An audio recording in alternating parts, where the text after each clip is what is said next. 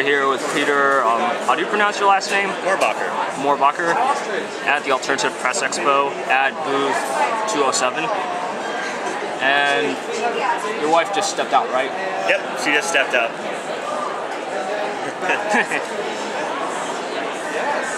And you introduce yourself to all the viewers who don't know you.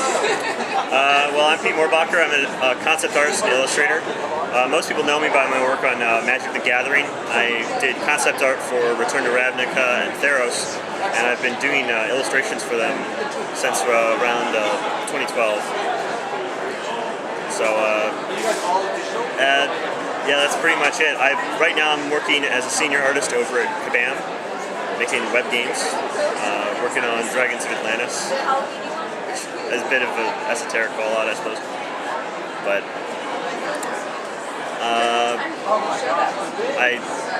do you have any questions? Yes, I do have some more questions. Sure. So, what else do you do for Kabam? Well, I was art lead up until recently. I decided to step away from management to spend more time painting. Physical painting? Yep, focusing on just doing a lot of illustration every single day. So, what got you interested into drawing art? I don't really know. I mean, I think it was when I was a teenager, I was really into anime. So there was one morning when I woke up and I just really, really wanted to participate in the whole thing. I didn't just want to watch the stuff. I wanted to like make it and be a part of it. And that fascination just didn't go away. Like it just set on one day and I just never let go of it. And it's become a part of my life ever since. So what part of your work is anime? Oh, I don't know. Like there's definitely a slant, I think, that leans towards giant monsters and robots, and just the way I've stylized my characters over the years. I think people can definitely see a little bit of an anime influence in it, though not as much anymore. But it's funny, it's still something that I enjoy, but in a different way now that I'm a lot older. I've been doing this for about 15 years now. So, what are your tools of the trade? What's that? What are your tools of the trade? Photoshop. I spend all my time in Photoshop. So 90% of your time is spent in Photoshop and 10% is in traditional work? Yeah. I've been trying to do I got some little oil paintings here that I brought with. Just like little doodles, little quick doodles that I've done. And I want to make more of these things. I'm having them for sale here at the show. How much? I don't know, like $100. $100 a piece? Sure. That's like approximately the same amount that many of the early Magic artists sold their work for, which is now worth like a few $1,000s. Oh yeah, well I mean, it's not like the artwork is ever going to, feed you or clothe you. It's something that people have put their own value on, so it's difficult to price sometimes. So, what are your contributions to Magic? I think I've done about 40 or 50 cards at this point. I haven't really counted it in a while. I've been on the packaging a couple of times. My first expansion in Estrada, I got to be on the packaging, and I'm on the packaging again in Theros. I've gotten to do a Planeswalker, Tybalt, the Fiend-Blooded. I got to design that guy and also illustrate him. So even though he's the worst Planeswalker, I'm pretty attached to him. So can you tell us more about Tybalt in the production process? Yeah, they wanted someone, they wanted a character that was roguelike and handsome and dangerous, and it was a fun brief for me because that's the kind of character that I think, going back to the anime influence, I feel like that's something that comes up a lot out of Japanese media. It's less of this barbarian hero and more of this, suave, pretty boy type. And I had a lot of fun designing him to be like that, and they sent me to Yokohama for a Grand Prix, and it was great to connect with the Japanese fans there and be able to sell prints and make alters on their cards and stuff like that. So, can you tell us more about the Blood Gift Demon? Oh, Blood Gift Demon? That was actually a rush card. I got contacted halfway through the wave. Apparently someone had dropped it, and Jeremy Jarvis asked me to do it real quick. I got paid extra for it, which was sweet. It was one of my first cards I'd ever done, and then the set came out and it was on the packaging. I have no idea why. I think it was one of those things where they wanted like a human, a demon, a werewolf, and something else, and there was like 2 demons in the set, and so my guy like framed best inside that little space, and I just felt super lucky. It was a good break. Yeah, I really like that card. Oh, thanks. And I saw it as a creature version of Phyrexian Arena. I'm not familiar with that one. Oh, it has the same ability as that card, except it's not a creature. It's an enchantment for 3 mana. Oh, okay, cool. So having a Phyrexian Arena on a creature is a little bit better than having an enchantment that just constantly draws you cards at the start of your upkeep. That's cool. Yeah, I wish I knew more about it. I have the most cursory knowledge of Magic. I was playing it back in 3rd edition. I think I fell off somewhere around Invasion, and I just got back into it as I started working on it again. And the amount of fan knowledge is so overwhelming. I feel like I can't keep up.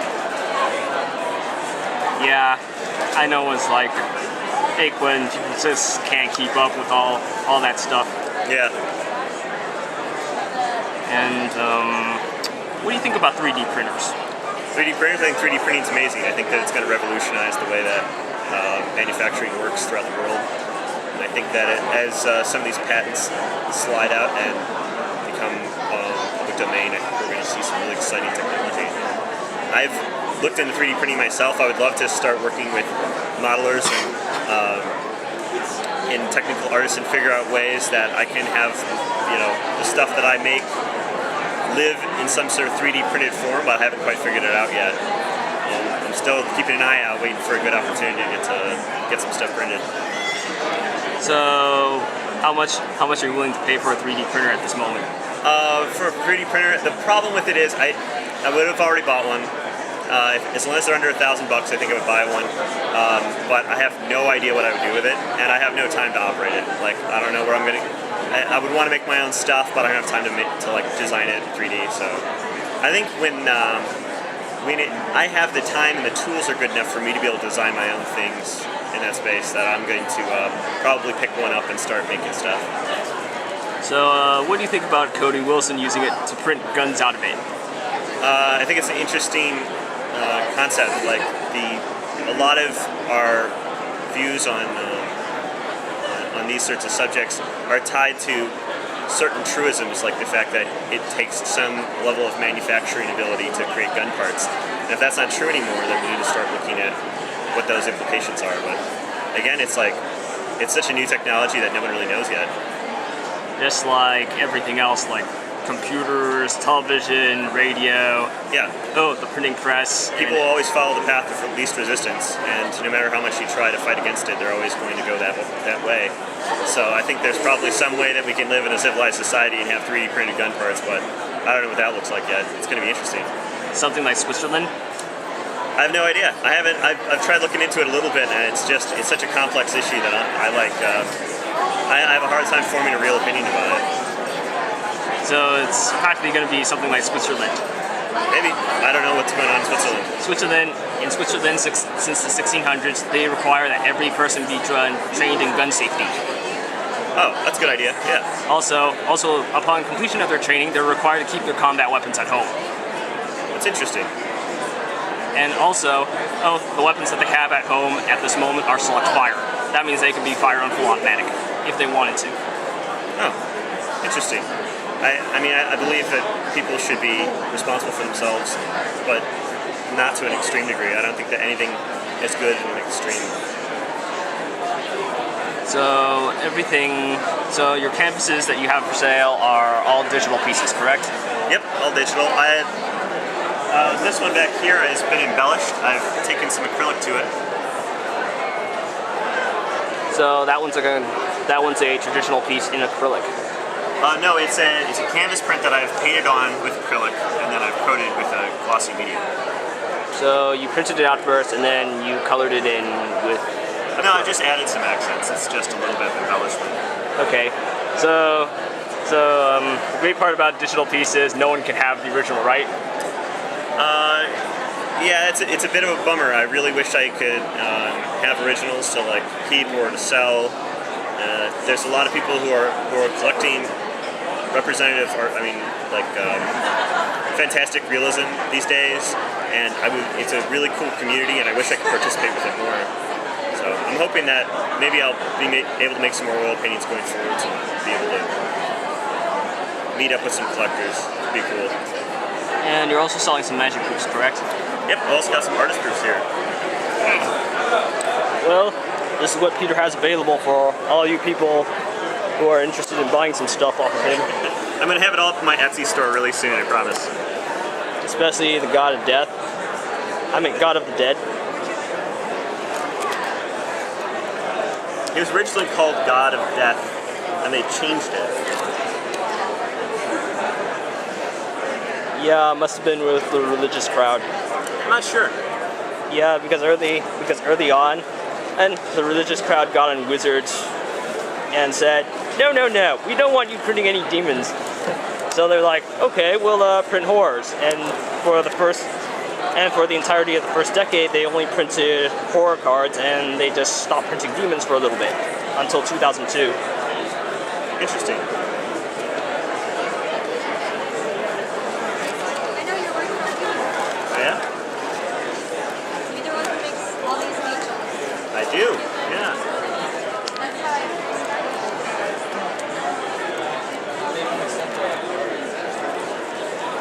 Yeah, before I did magic, that's what everyone knew me for. Did you end up at Hangout? I did, yeah. Were you part of Hangout? Nope, still there. Good.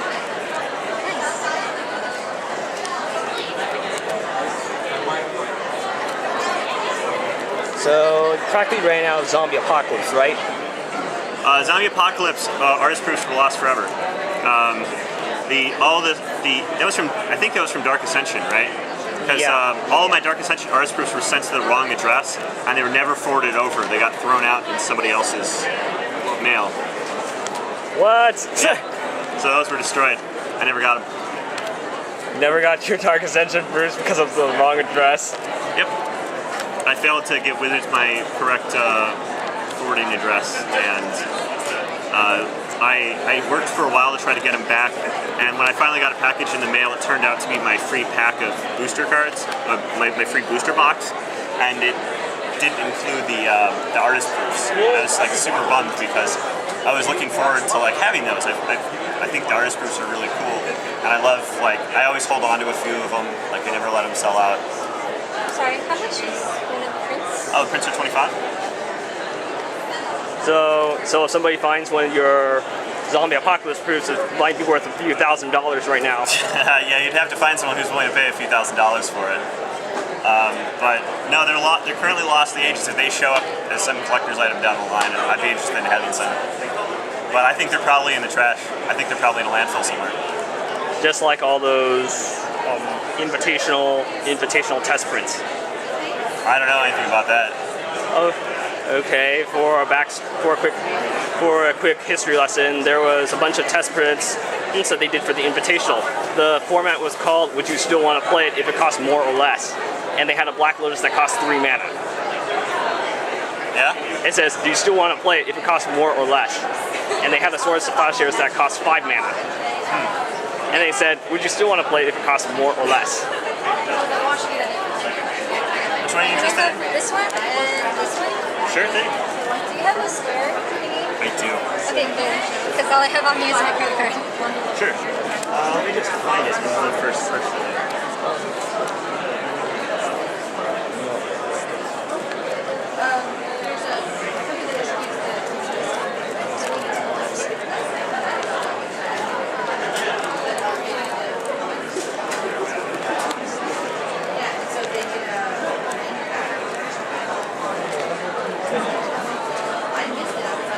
Magic fan?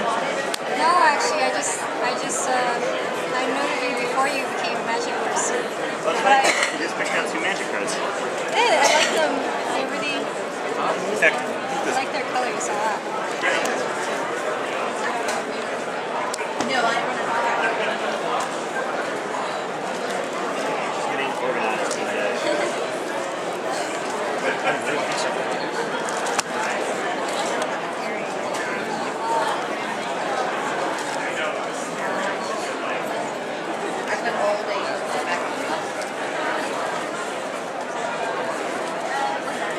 Anya, do you know what those bags are? can you do me a favor and pull them out?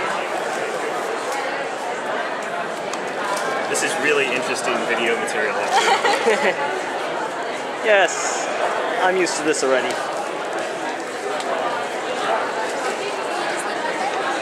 Yeah.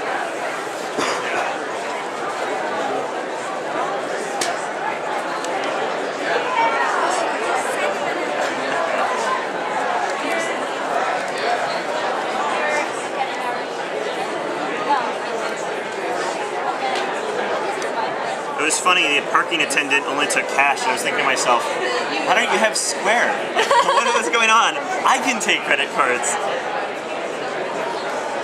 Yeah, it's pretty easy too. I set mine up yesterday. Yep, Thank you guys.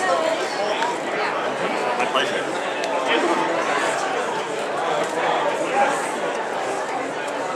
We sell a lot of them already.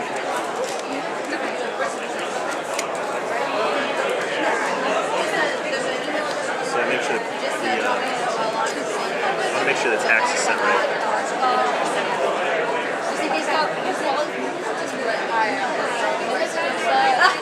There you go. I'll put that. Thank you. Yes. I'm not sure where the words are. Oh, okay.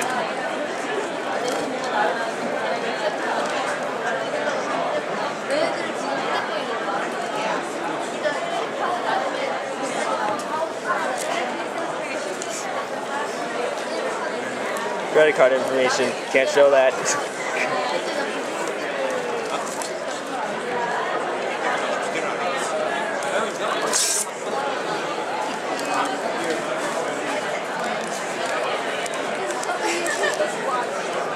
Take a receipt. Send your email. Thank you very much. Thank you very much. So anyway, where Oh were yeah, we? here's my Westbird artist proof that he gave me. We were doing a pre-release together. Really? I got a sweet sketch back. Where was that pre-release located? What's that? Where was that pre-release located? It was at the Channel Fireball Game Center. Really? Yeah. You two were called over there? Well, no, actually, I called them and I was like, "Hey, you guys gonna have a big pre-release? Cause I'm a magic artist. You want me over there?" And they're like, "Yeah." And then I talked to some of my friends and like there was 5 of us over there. It was me, Carlo Ortiz, John Brassel, Westbird, and Alan Williams. We're all there for like this random pre-release. It was like the Dragon's Maze pre-release. They all just showed up with like, you know, play mats and proofs and prints and stuff. It was fun. Damn, I missed it. Yeah, I went back there for Theros. It was just me this time around. Those guys are really cool. They gave me some space, and it's always nice to just connect with Magic fans. Like, I know be the only artist there and have it local. It was a great event. So it was just only 5 of you from that. So that's just only that Dragon Maze event. Well, yeah, and then I went back for Theros. It was just me. I'll probably go back and do the pre-releases every time around until I stop making money there. Well, a new game store opened up in San Francisco. What's that? A new game store opened up in San Francisco. Oh, cool. Yeah, I would. I'd love to figure out different ways of connecting with Magic fans and going to events and stuff. I haven't gotten another invite to a GP. I'm still waiting. There's one maybe in Sao Paulo. I'd love to go to, but There was another Grand Prix about 2 months ago, and now it's in Oakland. yeah, I gotta email those organizers. I know RK Post is always at like a million of these things. I'm sure that he's always dogging them to get out to him, so I should probably do the same. Yeah, and you're a globetrotter just like him, Oh yeah.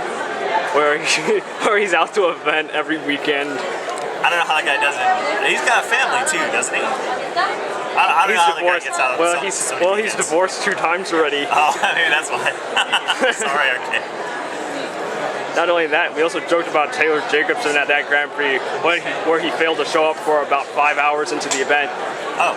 And then he said, "Oh, I saw Taylor and Chris together last night." Hey, and then I said, "Oh, they must be up in their hotel room having manly sex with one another." He says, "Oh no, don't go there." How's it going, Dan? Not too bad, man. I never actually got to see any of your stuff outside of the stuff we make at your office. Oh yeah. I'm curious, do you have like a favorite that you've done? Like, if it's an evil question. Yeah, actually, I do. I mean, it's weird. I actually do have a favorite. It's this one. It's not the most popular, but this is a piece that I feel very strongly about. And this is inside it's on this year, right? Yeah, it's a cover that I used for the cover for this. How I do, yeah. My prints are 25. should we get to my question? That was the same question I was gonna ask. So This is awesome. I didn't know you were gonna be here. I would have brought all my magic cards. Get you. I was at the tournament like a couple weeks back. Oh, the pre-release? Yeah. Yeah, I got you to sign the Erebos. Yeah, cool. This stuff was awesome. Man. if I could get a print of this one, Sure thing. something about that blue, man. I don't know. Hey, if you want to take on this sweet canvas print, How much are the canvas prints? $250. How much? $250. Oh, I wish I could. That's like the entire budget for this.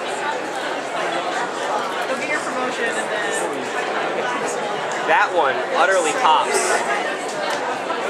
Oh, which one? That one utterly pops on the canvas. The light is so awesome up there.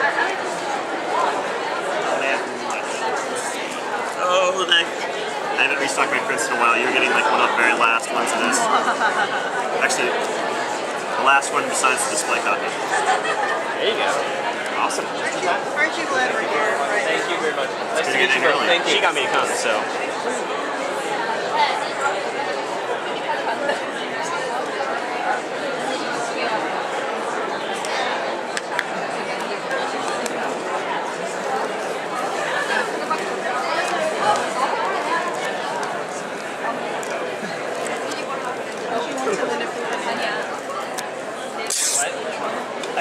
I don't understand.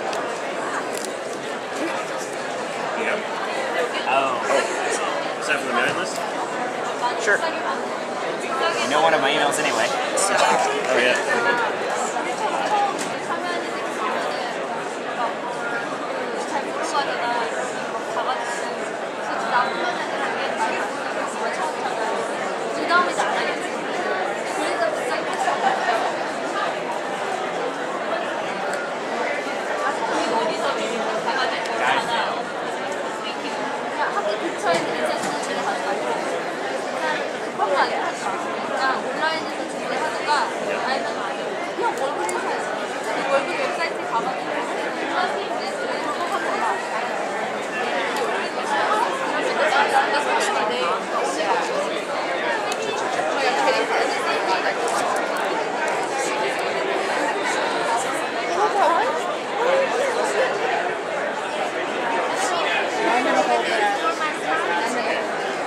Thanks, man. Awesome. I will see you on Monday. See you on Monday.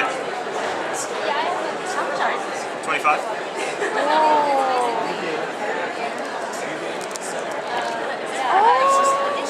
I printed this one? I do have a print of this one. This one's actually a playmat. But would you like to pick one up? Sure.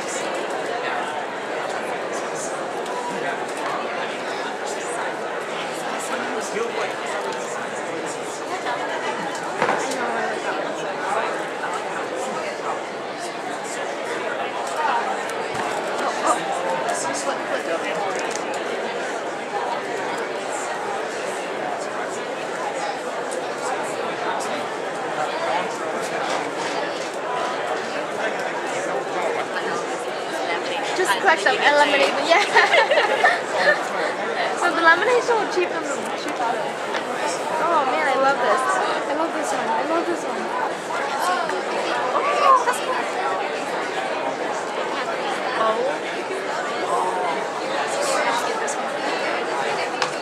Oh my god, I think I found my favorite. Oh my god. Oh my god, that is so awesome. Look at that fire. Wow.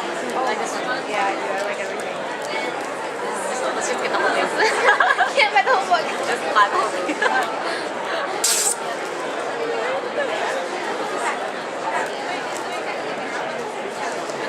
Thank you so much. Finally, I get to page 3 here. I've got the sketchbooks for sale for $5 more. I'm carrying the one with prints if you're interested. I've got the sketchbooks for sale for $5 extra. If you're interested. I might come back and buy another print. Okay. Actually, don't have change right now. You have a credit card? Actually, do you have debit card? Yeah, I do.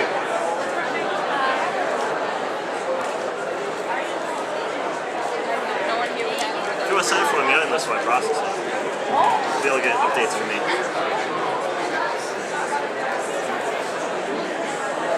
Oh, cool. You get some free banana. I have no idea what that is. It's some. I'm not sure if it's a joke or if MailChimp actually has some sort of banana program. I haven't figured it out yet.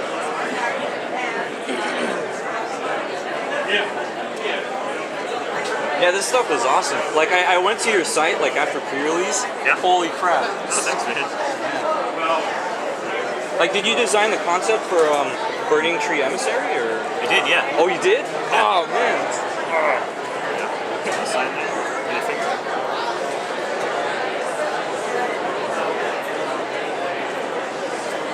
Thank you very much.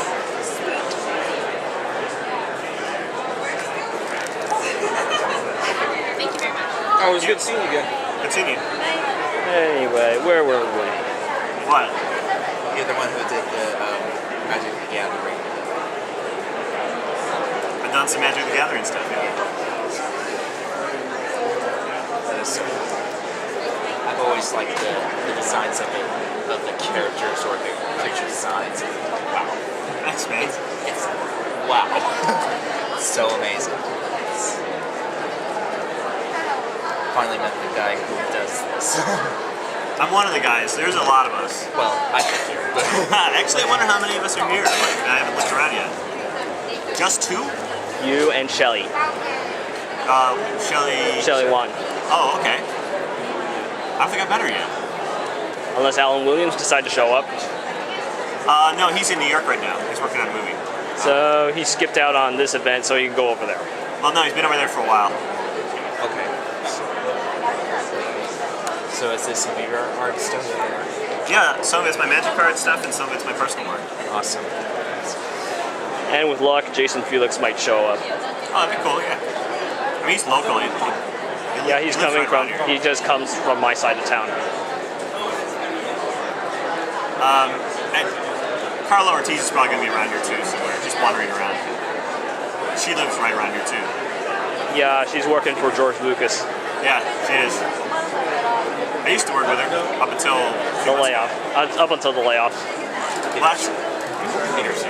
Yes. You want to sign up for the mailing list? I send out updates about stuff. But thank you. Yeah. So, how long have you been doing this? I've been Magic for I think about 3 or 4 years. I haven't counted, and I've been doing art for close to 15 years. That's kind of cool. How did you, like how did you get hired to do Magic? Well, I met Jeremy Jarvis, the art director, at a convention. I said, "Here's my portfolios, just pretty much like this." I see. He saw it and was like, "Oh, hey, you should work on Magic." I was like, "Really?" I was like, "Yeah." I was like, they are kind of similar. Well, that was the idea. They hire people who are already doing stuff that is kind of like Magic the Gathering. Exactly. And that was the secret. Like, you just show them work that looks like Magic, and that's it. And I bet they talk about like how you guys are supposed to design things for the Magic the Gathering cards. Well, they have a style guide that they do for every expansion, and I've worked on a couple of the style guides, a couple of the most recent ones, and I just got to see the next one. And it's really exciting because it's the first time I haven't been involved in a little while, so now I've got to work off other people's concepts Yeah, more. it's gonna be a lot. And I'm looking at this thing last night, and I'm just like, this design is so hard to draw. It's so tiring. Yeah, but no, it's cool. And I bet those are the things you've been doing. Yeah, these are some of the cards I'm doing. Oh, the PC course. Unless I see it so from this to that. I said, I bet I think those are the cards that I've seen those for sketch run. Yeah, some of them. I actually don't have a lot of overlap. Either I'm missing or I've sold out of some of the cards I have in here.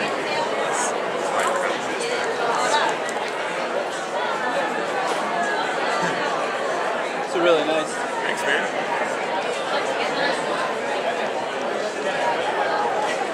So do they give you card set when you complete a project?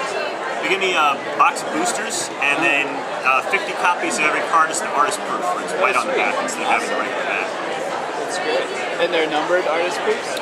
No, they just have 50 of them. Apparently, different sets they used to give you different amounts. Now it's 50 every set, and I end up hand numbering them most of the time. Oh, cool. Awesome. I like this one especially. Composition and color schemes. Thanks, man. This one's really Brzezinski looking. Zitislav. Oh yeah, well, totally inspired by Vexinski. It's really cool with a nice twist on it. You work in Photoshop or Painter? Photoshop. That is really cool.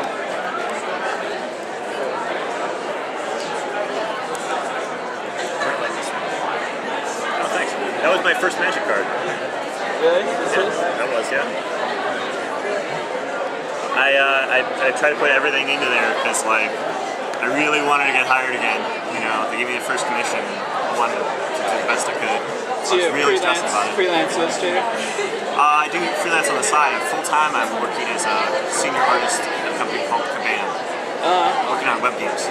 Oh, cool. So you do like concept art or like promotional art? I do concept art, and the games themselves use a lot of 2D art, so I end up doing a lot of illustrations for the games. Oh, nice.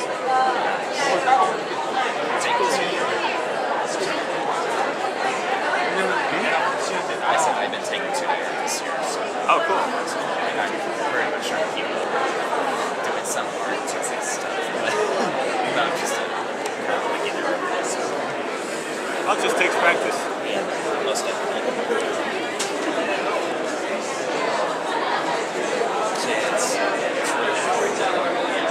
Thanks, man. Did you stuff sorry. Did you stuff for like Wizards of the Coast and Apple Bottom? Strictly the Gathering. You know, it's mostly just Magic the Gathering right now. I've turned away a lot of other stuff because one, I don't want to compete with BAM.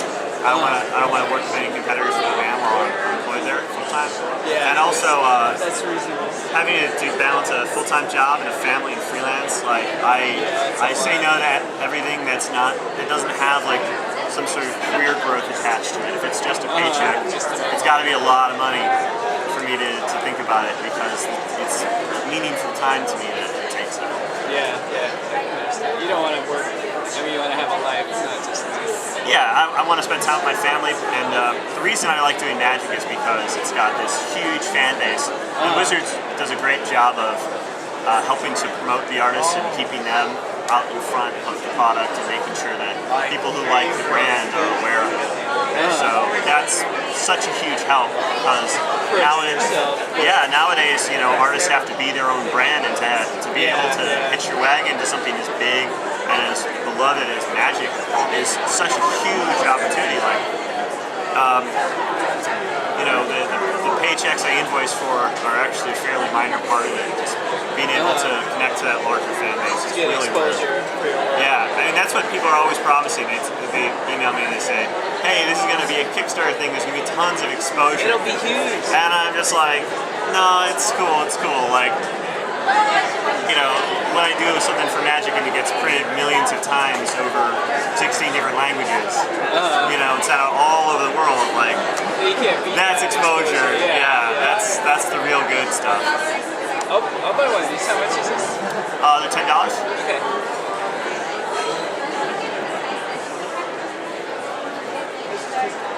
Thanks, man. Sure. Can you sign it? Oh, absolutely. Because I do freelance art, and you know, you have to, like you said, you have to tailor your work to hit the client market that you're trying to do. So I'm trying to get into more fantasy art. It's a competitive world. I don't think anyone does it for the paycheck. Yeah. Well, I've been an art director at Sony and stuff, doing merchandise design, tour merch for bands, mostly metal bands and stuff. So it's That sounds pretty cool. yeah, it's actually really fun. You have a card? Yeah.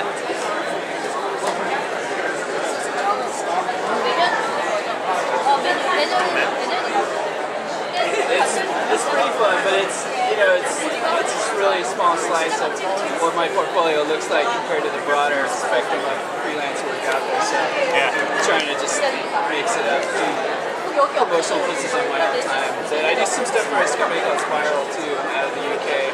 Does like gothic t-shirts and stuff. Cool. It's pretty fun, but still, it's all kind of skulls. You know, that's what everyone wants. Like right now, I mean, Magic's a lot of shouting guys, a lot of monsters and shouting people. And you know, it's like, yeah, it's cool. It's cool. But, you know, it's like I also want to do publishing. I've been trying to do some more diverse samples, more people, more realism, more emotions. You know, broader range of emotion. It's trying to like kind of creature based. Yeah, and I've been pushing towards that. I'm doing a mentorship right now with an artist, Rebecca Gay, and she's been sort of helping me through the process of building my portfolio more in this direction, and building some new portfolio pieces to try to like expand my market. Because I'd love to do some. I did one book cover once, and I loved it, and I wanted to do more, but they didn't come back for more, and I haven't been able to score anything since. So I've got to get proactive because the longer I've worked, the more my portfolio is kind of filling up with just monsters and stuff. Yeah, that's the thing I've had there. I'm trying, I'm dropping figure drawing classes and everything whenever I can. And I live in Monterey, so it's there's a lot of really good artists down in Carmel, but they're all like landscape artists and that type of thing with a really good skill set. It's kind of not really the market I want to go, but you can still learn and get a skill set. Yeah, and it's like, it's not about, I don't think there's any one thing that's better than anything else, because everyone I talk to always wants to expand into something new. You talk to guys who do one thing and they want to try to do something else, and it's just like, it's all about always having a new challenge and always trying to diversify and be the best version of yourself. That's what's cool about art. There's so many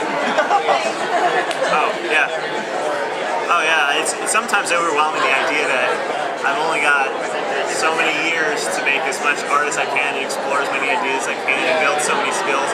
And I just feel like, still in my 20s, feel like I'm running out of time. I'm like, I gotta explore, I gotta like push out, I gotta keep working. Do you do fine art too? I keep thinking that I'm gonna try that out some, but it's just one of those things, like, I gotta find time for it between projects. And I did this mentorship thing in a large part to try to put like some stakes, like make it so there was something at stake to like make this push and make these new portfolio pieces, because I had a hard time finding time to work for myself, and having a paid mentorship where I had to show up at a certain time, I had to keep producing pieces, and I paid a lot of money for it. Like that was gonna push me to make that change. And if I wanted to expand into something else, like I think I'm gonna have to really force myself to do something like that. I started just taking community college class just to get used to the medium. So that speeds up that learning curve, so just working with the medium, there's a lot of trial and error. That makes me like it helps just bring that along. It's really fun. It's nice to have a tangible piece of art that's not just digital, Yeah, it made these little mini paintings. This is all I've really been doing. Just little abstract things, like spending about an hour or so on it. But because I'm still learning how to do like color mixing, like just even working with a palette. And I've been poking at it for like a couple of years now, very slowly. And it's expanded my thinking about the way I work digitally, because having to actually work with a palette is so different. You can't choose the color picker and do the color dots or whatever. And really, at a certain point, I started to really kind of get a sense for what color space was, and like how they related to each other, and like what a palette really meant for a finished piece. And I felt like years and years of hearing stuff about this just from other artists and just art knowledge all just suddenly made sense after I had done it myself. You're mixing your own colors. Yeah, like it wasn't until I actually like sat down and bought the paints and squeezed them out and tried to mix them up and paint something Yeah. that anything clicked. I tend to just buy bulk tubes of primary colors and just mix my own colors for every paint. So it kind of forces you into that color wheel. And then just the trick is with acrylics, just trying to keep it wet so it'll dry out. Yeah, You've you got this that fine bin color. with the spray bottle and Yeah, stuff. and then I have a like airtight lid that I put on it. So Yeah, I got friends who use that thing. I gotta give that a try. It's a lifesaver that you can keep it wet for weeks. Just spray it down every day or so. Oh man, I gotta give that a shot. It's pretty cool because just the toxicity of the oils. A lot of painters are really cavalier with because there's a lot of heavy metals and stuff in paint. And I use gloves all the time. A lot of those type of artists get cancer and stuff. It's scary, man. Yeah, it's just good to be aware of what you're dealing with. Oh yeah. My first workshop painting, like my fingers were all buzzing from the turpentine. Oh yeah. And I'm just like, whoa, this is permanent nerve damage. I should probably be careful from now on. Really good about keeping clean and like keeping safe while I'm working. Cool. I got a garage with big bay doors, so I don't have to worry so much about ventilation.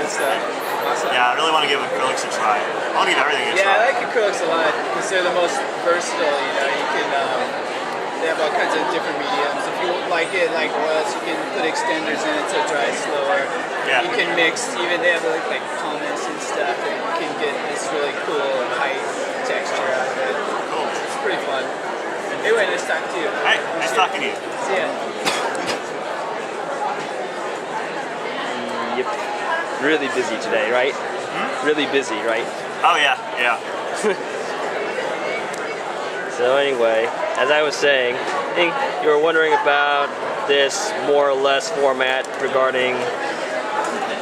Well, there was a Black Lotus that cost 3 mana. There was a Source of Plowshares that cost 5 mana, and then there were some spells that no one remembers that cost a few points of mana less. Then they only printed 20 sets of them. Oh, now they're in like a landfill somewhere? Some of them are in a landfill somewhere, but then one person desperately fished it out of someone's trash can because there was this person who lived right next to Chris Benefell, one of the old Magic pros, and after his box of cards fell into the river, Chris Benefell fished it out of the river when he returned home, and then he threw it in his own trash can. So the guy just desperately went into his trash can and fished it all out. Fell into a river? Yeah, because his house was near a river. Weird. That's really weird.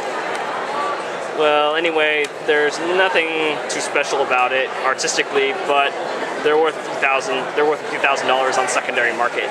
Yeah. I mean, it's rare. If it's rare, it's valuable. It's actually why I'm surprised the artist proofs aren't more valuable. There's 50 of them.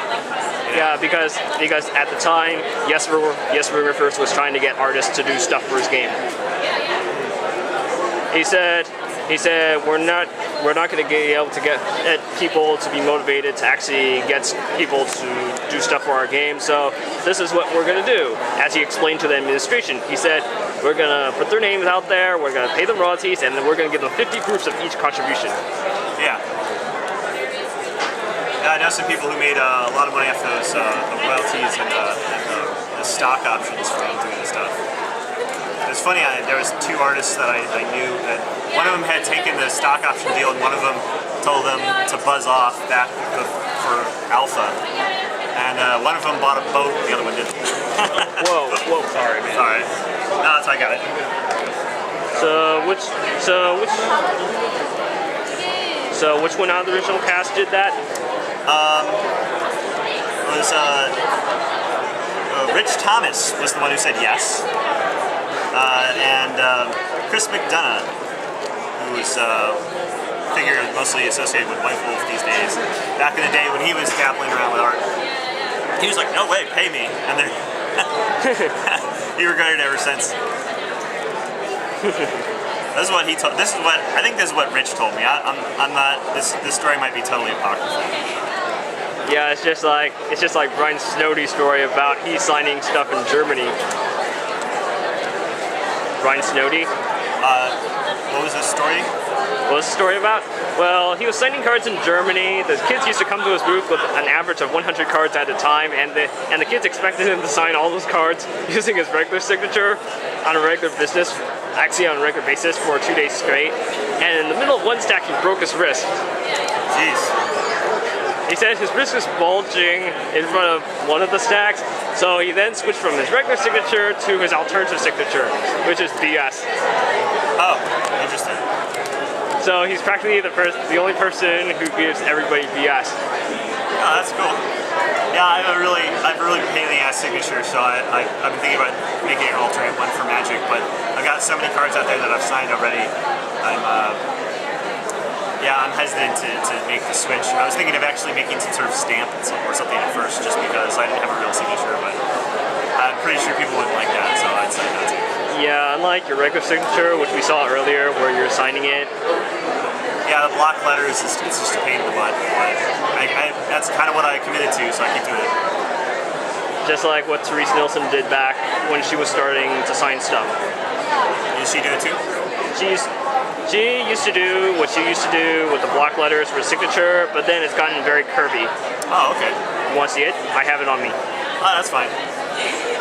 Hang on. You about to pick up some proofs? What's that? Checking out the proofs? Oh yeah, man. Do you know Jason Peterson at all? No, I don't. No? He's an artist out of San Diego now, but it's kind of one of his pieces. I don't know if you can really see it. Oh, cool. He's a big Magic player. He's does a lot of original, painting and stuff like that. Cool. What are the how much are they going for? This is the cheap binder. These are all $5, and then these are 15. Okay. Anyway, Peter, this is what it looks like. Oh, okay. Yeah, that's nice and curvy. Yeah, I got to figure out something. I'm a bit of a Luddite when it comes to the little signature thing. Is this man-made? This is a Magic plate mat. I have these printed up. This is all original artwork. Yeah, no, I'm saying that it was just you printed up yourself though, not through Wizard or anything. No, I have a friend who has a printer who runs them all for me. Yeah, okay. What are those going for? These are 30. Okay, thanks. That's awesome, man.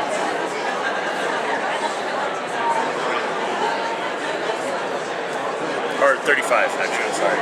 Sorry, I'll come back. So you're not being interviewed. Oh, sorry about that. Or you could try something like this. That's Jesper's signature. Oh, that's pretty good. He said it's supposed to represent a fist, and then he accompanies it by the year for which it was signed. Yeah. All right. Well, I'm gonna go.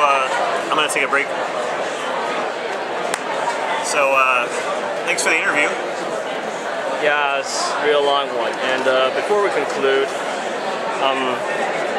what type of person is your wife? What's that? What type of person is your wife? She's really nice.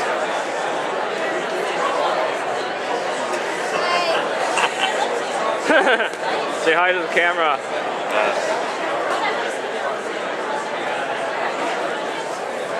Also an artist. Very talented. Yeah, and after about 48 minutes, thanks for your time. Oh, thanks a lot. And I might shoot later. All right. Cool.